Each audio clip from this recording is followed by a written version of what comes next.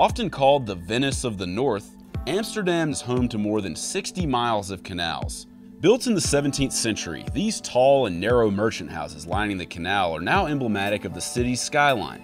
But a team of young Dutch architects is hoping to give a new look to the traditional canal house, swapping brick and mortar for bioplastic, and construction workers for a 3D printer.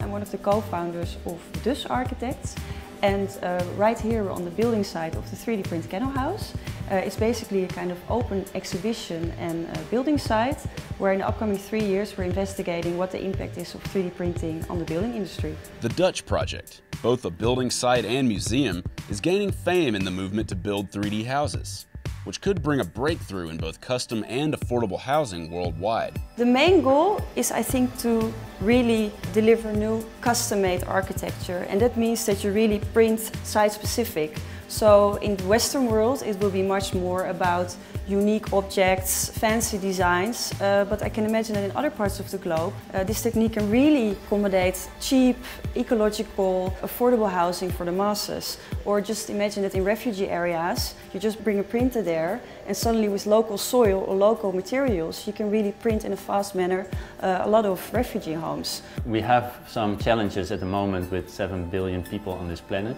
Fast-growing cities all over the world. We have to come up with new techniques and new ways of organizing cities. These 3D housing advancements are already underway. This year, a company in China reportedly printed 10 houses in a single day. The architects from Winsun say these houses only cost $5,000 each to produce. Meanwhile, at the University of Southern California, Professor Baroque Khoshnevis is pushing the concept further, building a gigantic 3D printer that could print an entire home at once, including concrete, electrical wiring, and plumbing. He calls the technique contour crafting. So contour crafting is basically scaling up 3D printing to the scale of buildings.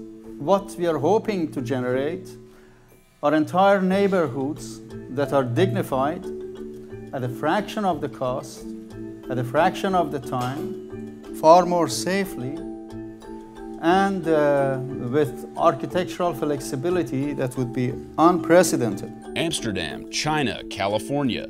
Architects around the world have started a race to create the first 3D printed house. Well, we thought in order to 3D print architecture we need a big printer, and we realized that there wasn't one available yet. So then we just started to invent it ourselves, and the result you see now outside. This is the Kamermaker, Dutch for room maker, a 3.5 meter tall printer that sits inside a shipping container. Layer by layer, what might first look like black lines will eventually become the structure of the building. Each of the 13 rooms will be printed separately and then assembled together in one singular house. The project is expected to take 3 years. The material we use is actually based on plants or linseed.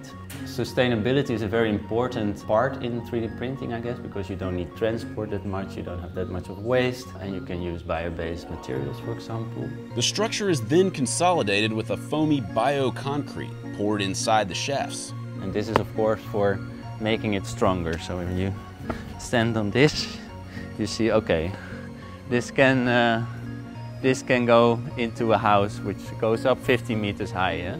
Extreme customization, tailor-made designs, and new materials. These are just part of the potential of 3D housing. Of course, as an architect, that maybe in the future we eliminate ourselves because everyone can become a designer. But that's also the reason why we wanted to do this, because we thought, what will this technique mean for our profession? And there's only one way to find out, and that's by doing it.